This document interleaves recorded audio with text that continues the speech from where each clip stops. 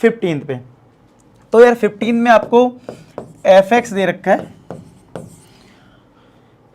fx तो आपको दे ही रखा है। अब देखो आपके लिए मैं क्या बोलता हूँ, नंबर लाइन बना लिया करो। जैसे आप देख पा रहे हो एक नंबर लाइन अगर बनाते हैं तो आपको एक नंबर दिख रहा है 0, एक दिख रहा है 1। एक फंक्शन लेस देन 0 पे है, यानी कि इस साइड फंक्शन है जो कि 2x है, ठीक है, और एक 0 से 1 के बीच में है जो कि 0 है। अरे 0 भी फंक्शन मतलब फंक्शन है यहाँ पे। 4x 1 से बड़े के लिए इधर 4x। तो अगर मैं देखूं यहाँ पे कौन से मुझे पॉइंट दिख रहे हैं, 0 और 1 दिख रहा है, 2 पॉइंट दिख रहे हैं जिनका लेफ्ट भी पता है राइट भी पता है, ठीक है, और सब पे तो डायरेक्ट हो जाएगा। केस कितने बनेंगे? केस बनेगा एक हमारा लेस देन 0 के लिए, मतलब केस 1 जो कि हम डायरेक्ट लिखेंगे एट x लेस देन 0। एक कौन सा केस बनेगा? 0 और 1 के बीच में, केस 2 x मतलब यहां पे क्या होगा, x हमारा 0 और 1 के बीच में होगा। और केस 3 क्या बनेगा, जिसमें हम बता देंगे कि x की वैल्यू 1 से बड़ी है। तो 3 केस तो ये हो गए जिनमें हम डायरेक्ट आंसर करेंगे, बीच वाले हैं ना ये। और अब जो क्रिटिकल हमारे लिए पॉइंट है, जैसे 0 और 1 जहां पे डिवाइड हो रहा है, तो इसके लिए केस 4 बनाएंगे और हम केस 5 बनाएंगे, ठीक है। तो केस 4 में हम लेंगे एट x इक्वल टू 0 और केस 5 में हम लेंगे एट x इक्वल टू 1, ठीक है। ऐसी केस बनाना मैंने सिखाए थे आपको। अच्छा, x लेस देन 0 यानी 0 से कम, तो कौन सा फंक्शन है? 2x है। और 2x कैसा फंक्शन है?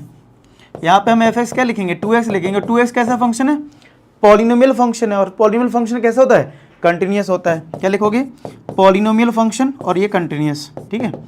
और आप पेपर में पूरा लिखना, it is a polynomial function so this is continuous at this interval in x less than 0, ठीक है।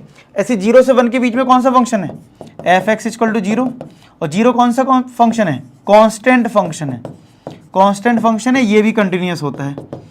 ग्रेटर देन 1 पे कौन सा फंक्शन है? 4x है, तो fx हमारा 4x हो गया, और ये भी कंटिन्यूअस होता है, भी पॉलिनोमियल फंक्शन से। अब 0 पे आ जाओ। 0 में हम LHL लेंगे, तो लिखेंगे limit x tends to 0 minus. तो 0 माइनस पे कौन सा फंक्शन है? 2x है। लेकिन अगर आप जब x को 0 रखोगे तब तो आंसर 0 ही आएगा। अगर हम RHL निकालें तो आप लिखोगे limit x tends to 0 plus, 0 plus यानी 0 से आगे तो क्या मिलेगा? 0, तो ये तो 0 आ जाएगा, ठीक है। अब अगर ये दोनों सेम आ गए हैं तो f हमें 0 भी निकालना होगा, f0। अब f0 पे कौन सा फंक्शन ले? देखो 0 इधर भी है, 0 इधर भी, इक्वल टू कहाँ है? इधर है ना, तो ये वाला फंक्शन लेना है 0। तो क्या सब आपस में बराबर है?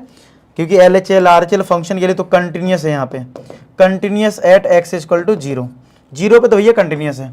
अब आ जाओ 1 पे, तो 1 पे अगर LHL निकाली जाए तो लिखे हुए limit x tends to 1 minus 1 से कम क्या है फंक्शन? 0 है, तो 0 आ जाएगा। फिर RHL निकालेंगे तो RHL में लिखेंगे limit x tends to 1 plus, तो 1 प्लस मतलब 1 के राइट जाएंगे तो 4x आ जाएगा, तो 4 इंटू 1 तो ये 4 आ जाएगा, ठीक है। तो ये 0 आ गया, ये 4 आ गया। तो क्या यहाँ पे LHL RHL आपको दिख रहा है? तो LHL RHL जो है वो इक्वल तो है नहीं, ठीक है। यहाँ पे LHL RHL इक्वल नहीं है, तो since LHL not equal to RHL, ठीक है, तो function discontinuous, function is discontinuous, ठीक है। फंक्शन कैसा हो गया? डिसकंटिन्यूअस हो गया, ठीक है। आई होप आपको ये समझ में आया। कहाँ पे डिसकंटिन्यूअस है? सिर्फ एट x इक्वल टू 1 पे। एट x इक्वल टू 1 पे कैसा फंक्शन है? डिसकंटिन्यूअस है। क्लियर है? आया समझ? तो इस तरीके से करते हैं। आई होप आपको ये सब ये देखो लिखना सीख गए तो बस